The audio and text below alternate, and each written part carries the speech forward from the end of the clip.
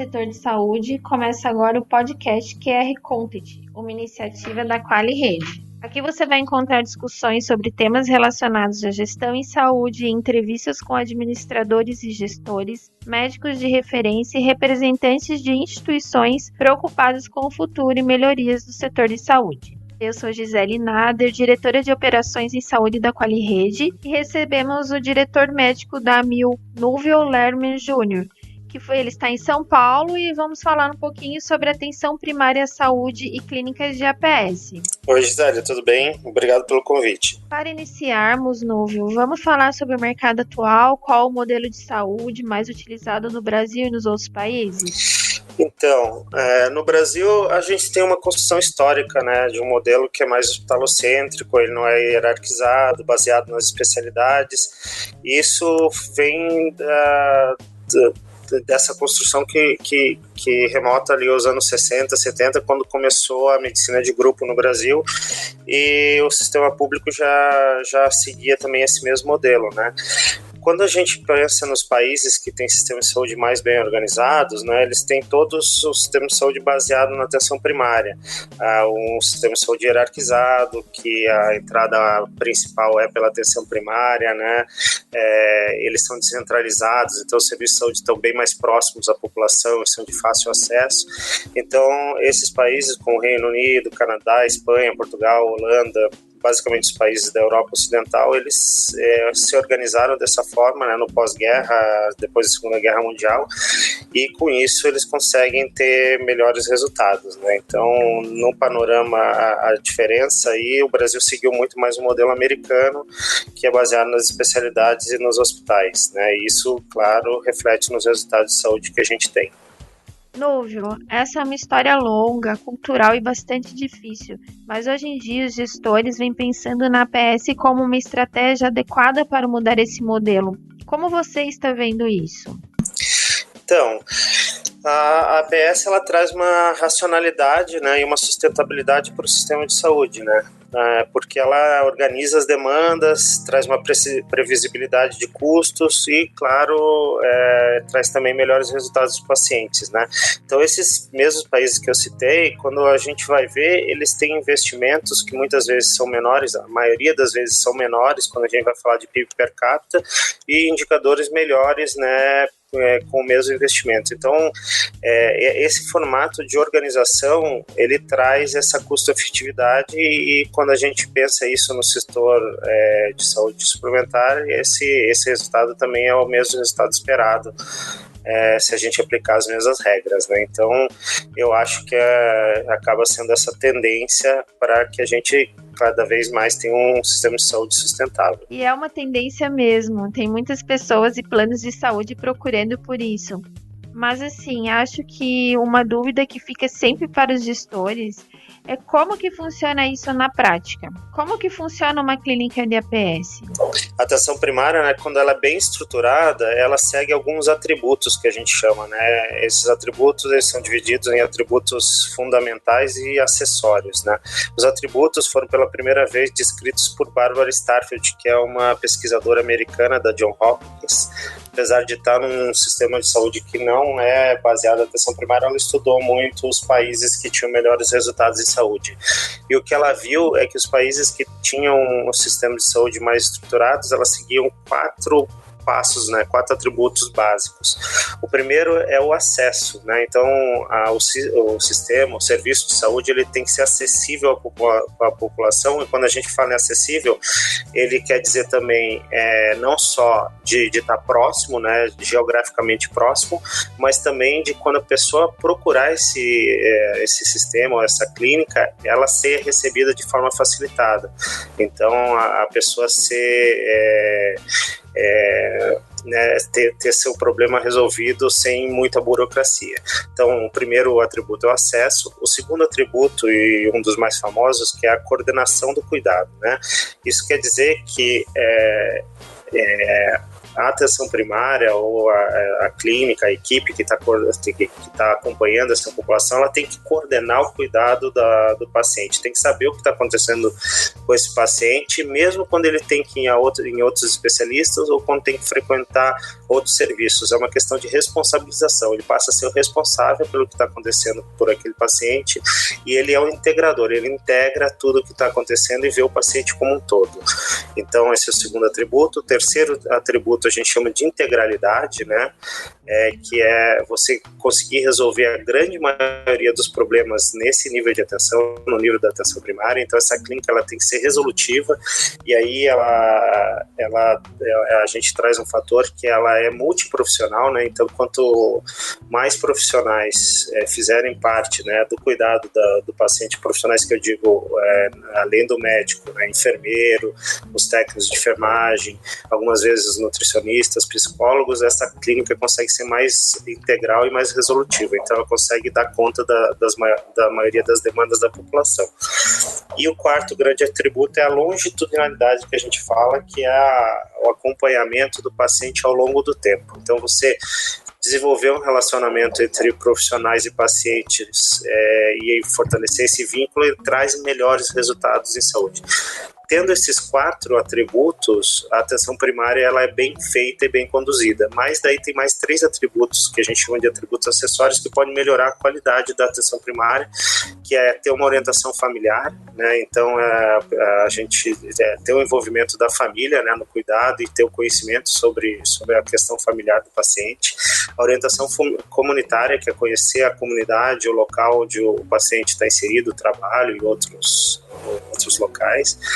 E os profissionais têm um fator que se chama competência cultural, que está inserido naquela cultura e saber o que é aceito e o que não é aceito nessa cultura. Isso é muito relevante quando a gente fala assim de ir para outros países, começar a trabalhar lá, ou ir trabalhar, por exemplo, numa comunidade indígena que tem uma cultura de saúde diferente da nossa, né? Então, juntando esses 4 atributos principais com os atributos acessórios, a gente tem uma atenção primária muito forte, né? Então, é uma questão de organização, né? A organização do serviço e a organização do sistema, sempre lembrando desses atributos. Então, uma atenção primária, quando a gente fala numa clínica de atenção primária, ela tem que ser organizada, né? Pensando nisso. Então, no caso da Mil, por exemplo, a gente usa sempre uma equipe base, né, formada minimamente por um médico, enfermeiro e o técnico de enfermagem, e na maioria das unidades com outros profissionais, nutricionista, assistente social, psicólogo, para dar um suporte maior a esses profissionais. Isso inserido num sistema que é interligado com as outras especialidades quando é necessário, né? A gente tem, né, dados internacionais e os dados que a gente monitora do nosso sistema mesmo, que a atenção primária ela tem que resolver no mínimo 80% dos problemas da população, né? No nosso caso, a gente consegue chegar em torno de 90% resolvido na própria clínica. Isso é o que mostra um pouco da integralidade, né, do cuidado. Então a gente consegue resolver a maioria dos casos a nível da própria clínica mesmo. Eu acho que já deu para exemplificar mais ou menos, né? Claro que quando a gente entra nos detalhes, né, tem vários detalhes que podem aumentar a qualidade clínica, com protocolos e outras coisas, mas o básico é se organizar através desses atributos. Mas e para o plano de saúde? Fala um pouquinho para a gente quais são as vantagens efetivas para o plano de saúde ao adotar esse modelo. Então, para o plano, como eu citei um pouco antes, né, a gente espera os mesmos benefícios que a gente espera para um sistema de saúde que esteja bem organizado, né? A gente espera, com certeza, um aumento da custo-efetividade, né, uma melhoria clínica e com repercussões para a sustentabilidade do sistema. Então, a gente tornar o nosso sistema sustentável e a gente poder dar acesso ao serviço de saúde para uma maior fatia da população, né? Isso se reflete também quando a gente fala dos benefícios para o paciente, né? Quando a gente fala para o paciente, a gente vê que o paciente pode ter uma maior proximidade com o serviço de saúde, com a equipe, dar um acesso facilitado ao sistema de saúde, um cuidado que é mais individualizado e feito por pessoas que conhecem ele, né?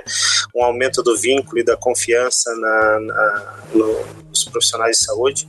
Isso reflete uma maior coordenação, né, do seu cuidado, menos intervenções desnecessárias e uma maior satisfação com o serviço, o que acaba sendo bom para o sistema como um todo.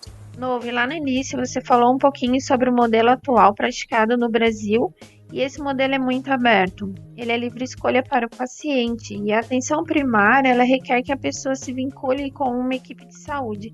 Na sua experiência, como você acha que os pacientes recebem esse novo modelo de saúde? Bom, na nossa experiência, eles têm recebido muito bem. Inicialmente, né, pode ter até certa desconfiança, porque a pessoa nunca ouviu falar, é uma coisa nova, o médico de família, a atenção primária, são coisas que a mídia muitas vezes não compartilha e as pessoas não conhecem. Mas a partir do momento que eles começam a utilizar, a gente tem visto uma aceitação muito grande, e os resultados têm sido muito bons. A gente usa na nossa empresa o NPS, né, que é o Net Promoter Score, que é uma medida, uma metodologia de mensuração, né, da satisfação dos usuários, que é usada internacionalmente, né. Quando a gente vê o NPS das pessoas que têm utilizado a atenção primária, né, a gente tem tido níveis de satisfação muito melhores e muito mais consistentes, né, do que os níveis de satisfação das pessoas que usam especialista diretamente ou que usam emergência, por exemplo. Isso tem sido muito consistente e sustentado nos nossos serviços. Então, a gente diz que o nível de excelência está sempre acima de 70%, 75%, né, de NPS, 70, 75 pontos de NPS, e a gente tem tido sempre resultados acima disso. Então, a gente vê que a partir do momento que o paciente conhece e usa, ele aceita muito bem e tem gostado bastante. E a satisfação é o resultado que se espera na atenção primária, né, Núvio? Além dele, quais são os outros resultados? O que vocês esperam e como vocês medem esses indicadores mais objetivos de resolutividade e de resultado? Sim.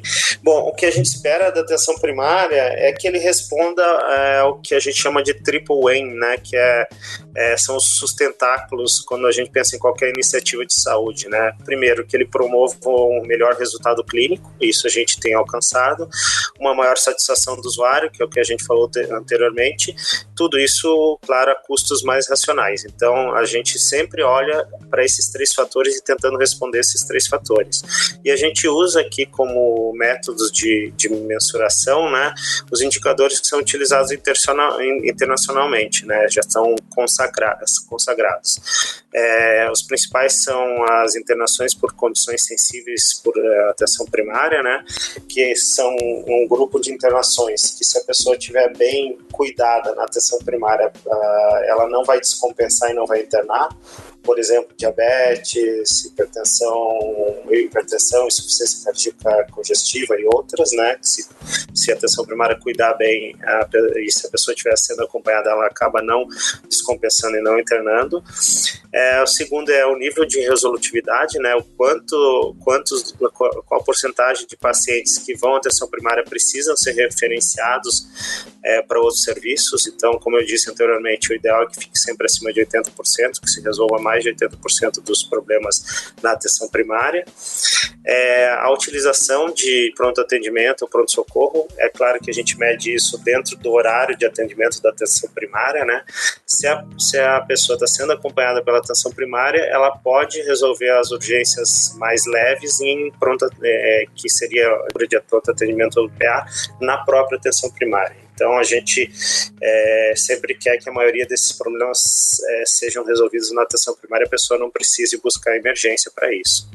E, claro, a gente acompanha o NPS, que é esse fator, né, de satisfação do usuário, que é importantíssimo para o setor como um todo. Quantas pessoas vocês têm hoje atendidas nesse modelo?